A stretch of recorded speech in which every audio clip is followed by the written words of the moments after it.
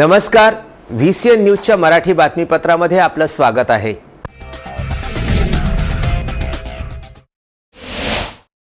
अमरावती जिल्ह्यातील चांदूर रेल्वे तालुक्यातील घुईखेड येथील एका वृद्ध महिलेने पासबुक देऊन एंट्री करून देण्याची मागणी केली असता चक्क कॅशियरने सदर वृद्धेचे पासबुक फाडून अंगावर फेकल्याची घटना 10 डिसेंबर रोजी घडली आहे। यामुळे संतापलेल्या नागरिकांनी कॅशियर मिरंगेवर निलंबनाची कारवाई करण्याची मागणी केली असून ही मागणी पूर्ण न झाल्यास ताला ठोको आंदोलन करण्याचा इशारा दिला आहे। यानंतर वृद्धेने 11 डिसेंबरला पोलीस स्टेशनला याबाबत लेखी तक्रार देखील केली आहे। वृद्ध महिला रमाबाई वरगट यांचे घुईखेड स्टेट बँकेमध्ये बचत खाते होते। या खात्यामध्ये त्यांना एका योजनेचे पैसे येत असल्यामुळे ते पैसे आले की नाही याची खात्री करण्याकरिता ते 10 डिसेंबरला घुईखेड स्टेट बँकेत गेल्या होत्या। परंतु कॅशियर मिरंगे यांनी पासबुक प्रिंट करून न देता थेट महिलेच्या अंगावर फाडून फेकून अपमानजनक वागणूक दिल्याचा आरोप त्यांनी केला आहे। यापूर्वी सुद्धा याच कॅशियरच्या अनेक तक्रारी झाल्या आहेत, परंतु त्यांच्यावर कुठल्याही प्रकारची कारवाई केलेली नाही। सदर कॅशियर विनाकारण बँकेच्या ग्राहकांना नाहक त्रास देत असल्याचा आरोप नागरिकांनी केला आहे। कॅशियरचा मनमानी कारभार सुरू असताना वृद्धेचे पासबुक फाडून फेकल्याची कॅशियरची हिटलरशाही पुढे आली आहे। या घटनेनंतर बँकेच्या वरिष्ठांनी 11 डिसेंबरला घुईखेड स्टेट बँकेत भेट दिल्याचं समजते। त्यामुळे आता या कॅशियरवर वरिष्ठ काय कारवाई करतील हे पाहणे महत्त्वाचे ठरेल। यानंतर सदर महिलेने तळेगाव पोलीस स्टेशन गाठून लेखी तक्रार दिली आहे। यानंतर पोलिसांनी तक्रारीची नोंद करून प्रकरण चौकशीत ठेवले आहे। त्याच्यात सगळं आहे ना। कोण फाडलं ते पुस्तक? शेंडीवाल्याने साहेबानं आणि कोण साहेब केला काय माहिती, शेंडी वागून राहिला काही हाय नाही होतं रे गरीबाची होतं काय त्यासाठी बोलू जे मी आम्हाला माझ्यात पहा काय आहे का नाही आहे मला सांगून द्या, यांची मारून द्या। हा हे म्हणे पानं हे असं आहे म्हणे आणि धरलं एक कार पानं फेकून दिले, तिरोळी तारून फेकून दिली अंगावर। मग मी झाली गरम, म्हणलं काहून माय पाणी कसंही राहू माय पुस्तक जसं होतं तसं राहू द्यायचं, नसन होतं यांची मारून मापाची पण द्यायला लागतो तर म्हणलं माय तिरं का करून म्हणून अंगात फेकले म्हणलं। हा आणि बायत मग एक पानं राहून यांची मारून दिली। मग म्हणे तुम्हाला बोललं तर नृत्य म्हणे काय होईल बोललं।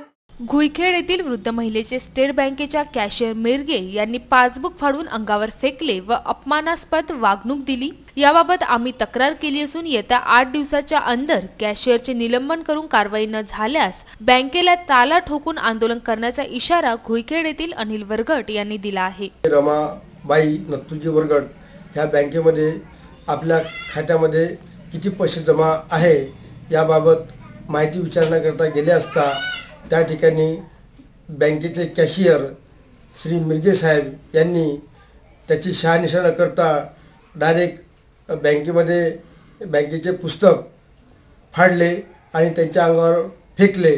तुम्हाला एवढा धंदा आहे का, दुसरं काही कारण नाही काय, आणि अपमानास्पद बोलून त्यांना बँकेतून बाहेर पाठवले। त्याच्यामुळे या बँकेमध्ये अशा अनेक तक्रारी लोकांच्या आहे। लोकांना श्री मिरगे साहेब हे अपमानास्पद बोलतात, त्याच्यामुळे आम्ही त्यांची तक्रार केलेली आहे बँकेकडे। जर बँकेने या तक्रारीचे जर 8 दिवसामध्ये दखल घेतली नाही तर आम्ही या घुईखेडवासियातर्फे या ठिकाणी बँकसमोर बँकेला ताला ठोको आंदोलन करू आणि घुईखेड येथील बँक बंद करू। तेव्हा या वरिष्ठ शाखेच्या अधिकाऱ्यांनी या बँकेतील श्री मिरगे यांचे निलंबन करावे, त्यांच्यावर कारवाई करावी आणि त्यांना इथून त्यांची तुरंत बदली करून त्यांना इथून पाठवावे। VCN न्यूज करिता चांदूर रेल्वे येथून शेजात खानची बातमी।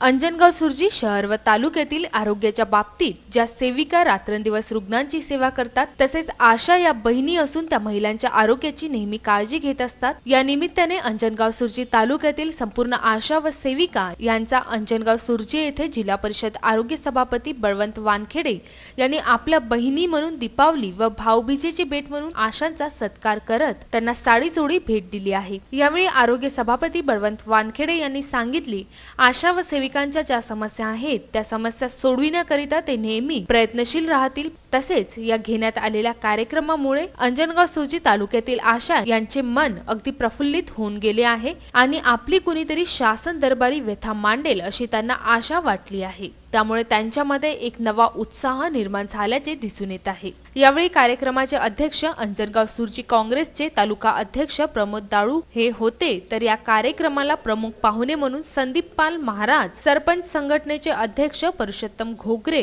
राष्ट्रवादीचे प्रदीप येवले, तालुका वैद्यकीय अधिकारी डॉक्टर डोंगरे, उपसभापती महेश खारोडे हे विचार मंचावर उपस्थित होते। तर तालुक्यातील व शहरातील आशा वर्कर मोठ्या संख्येने उपस्थित होत्या। या कार्यक्रमाचे आभार प्रदर्शन दीपाली घाटे यांनी केले आहे। आम्ही 2008 पासून ग्रामीण भागामध्ये काम करत आहोत। आम्हाला कामं खूप भरपूर येतात। आम्हाला आमचे अधिकारी तर काम देतातच, पण त्याच्या व्यतिरिक्त आम्हाला व्हिडिओ साहेबाचे सुद्धा सर्वे असतात, आम्हाला एसडीपीओ साहेबाचे म्हणजे अंगणवाडीचे सुद्धा कामं असतात, पण त्याचा मोबदला आम्हाला तत्पर मिळत नाही। कामं आमच्याकडून खूप असे दबाव देऊन करून घेतल्या जातात। उदाहरणार्थ आमच्याकडून आता मागील वर्षीच्या उन्हाळ्यापासून कमीत कमी 6 सर्वेक्षण करून घेतलेले आहे।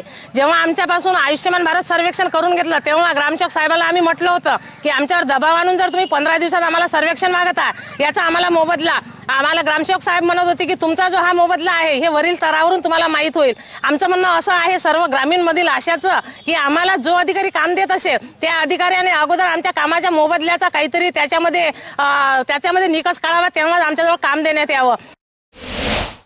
मध्य प्रदेश, छत्तीसगढ़ और राजस्थान विधानसभा चुनाव परिणाम कांग्रेस के लिए बड़ी खुशखबरी लेकर आया है। वहीं तेलंगाना और मिजोरम में उसे झटका लगता दिखाई दे रहा है। इन हिंदी भाषी तीनों राज्यों में कांग्रेस अब तक आगे है। मध्य प्रदेश, छत्तीसगढ़ में बीजेपी पिछले 15 सालों से और राजस्थान में 5 सालों से सत्ता में थी, यानी 3 ही राज्यों में बीजेपी का किला ढह सकता था। इस चुनाव में 5 प्रमुख खिलाड़ी थे, Congress, BJP, TRS, Mizo national front और बीएसपी। कांग्रेस की इस जीत का जश्न हर जगह नजर आ रहा है। इसी जीत को मनाते हुए खामगांव में पूर्व विधायक दिलीप कुमार सानंदा ने ढोल ताशे की गूंज में पटाखों की आतिशबाजी करके जल्लोष मनाया है और साथ ही पेड़े वितरित किए हैं। इस अवसर पर उन्होंने अपनी प्रतिक्रिया देते हुए कहा कि राहुल जी के नेतृत्व में काशीनाथ है। आगे बोलते हुए उन्होंने कहा कि सत्ता, संपत्ति और अहंकार रूपी रावण को दहन करने का समय आ गया है, इसीलिए आम जनता ने मतदान किया है।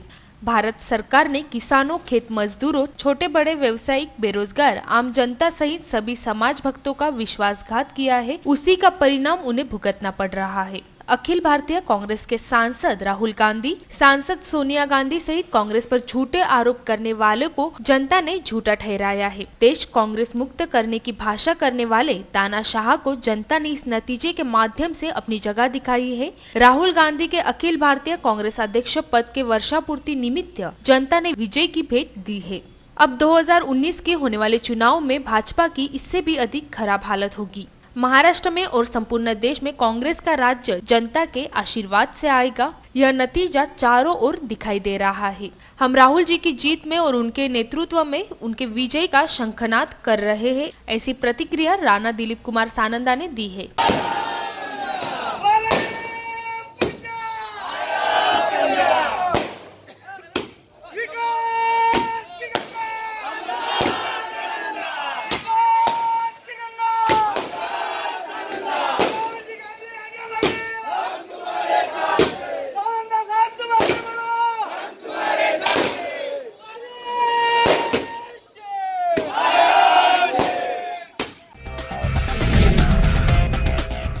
इथे वेळ झाली आपली रजा घेण्याची।